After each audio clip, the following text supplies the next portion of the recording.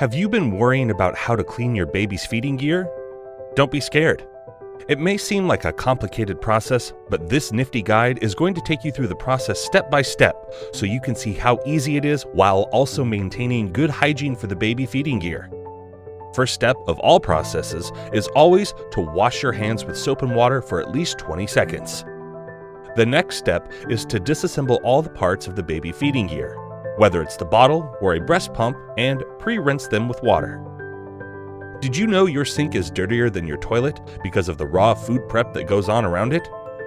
The CDC strongly recommends that you never keep or soak baby things in the sink. Now, this initial preparation is followed by the big steps that ensure your baby's feeding equipment is meticulously clean. These are cleaning, sanitizing, drying, and storage. Cleaning is the step that can remove the majority of germs, and it can be done either by hand or in the dishwasher. To clean by hand, add warm water and soap to the wash basin, then scrubbing by bottle brush. Use a bottle brush that drains water well to avoid germs growing on wet brush. The dishwasher conveniently does washing, sanitizing, and drying all in one machine. But it does take longer and have to spend time on organizing and loading. So, choose the best cleaning method for your convenience. What's the difference between sterilizing, sanitizing, and disinfecting? The CDC, FDA, and EPA all have different definitions, and the terms is not regulated like other industries. But in the baby products industry, they are all interchangeable terms for killing the germs from the baby feeding gear. In this video, we will address the process using the term sanitizing, just like CDC. Though the sanitizing process is not necessary for most healthy individuals if the proper cleaning is followed, the US CDC and FDA still recommending the step for infants younger than 3 months old, premature baby, breast pump user, breast milk donor.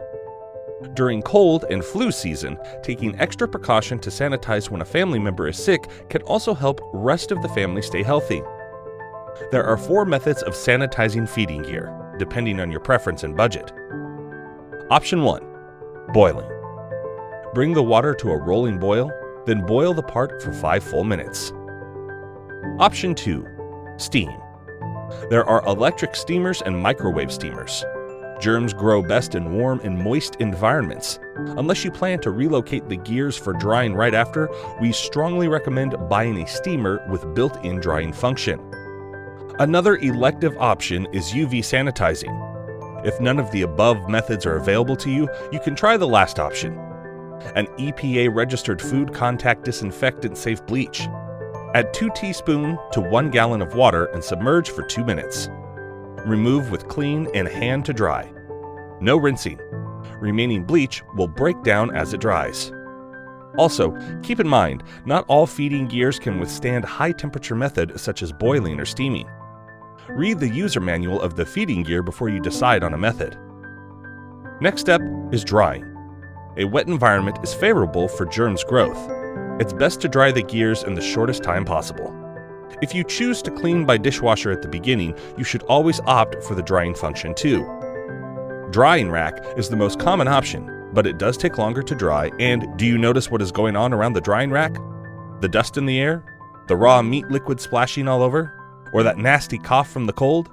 Though drying rack is the most cost-efficient and widely used option, do keep in mind to place the drying rack where it is safe from all cross-contaminations. The best option for drying is to use an electric sanitizer that has a built-in dryer which will also double as storage for 6 to 8 hours, making it efficient as well as reducing chances of contamination. CDC is discouraging hand drying as it increases the chance of cross-contamination. The final step is storing. Proper storage maintains the sanitation and prevents cross-contaminations. If using a drying rack or the dishwasher, once the baby feeding gears have dried, shift them to a clean food storage container or new food storage bag. Make sure everything is completely dry before shifting it to a closed box to prevent the growth of mold and bacteria. Life can be crazy busy. Behind every super parent, there's a smart and simple solution. Introducing an unique one-of-a-kind sanitizer worth investing in is the WABI Sanitizer that functions as a 3-in-1.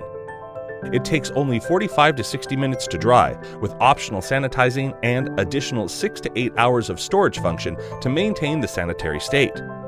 Not only does it make your life easier with just one press of a button, it also frees up your counter space to accommodate other important tasks, like cookie preparation and crafting.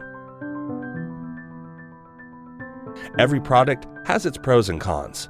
Pick a method that works best for your time, budget, and lifestyle. No matter which method you choose, you should always be proud of the fact that you are giving your absolute best.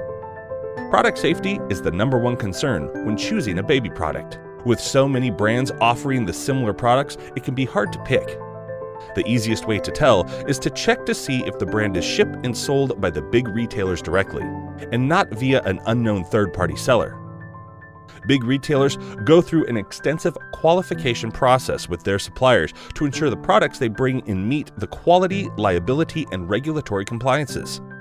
With the steps recommended, it can easily seem as overwhelming chores. Following these steps ensure the safe feeding gear handling for your little one. It is what will maintain the health of the baby's first few months or years to come. All thanks to your efforts. That's it for now, and happy feeding!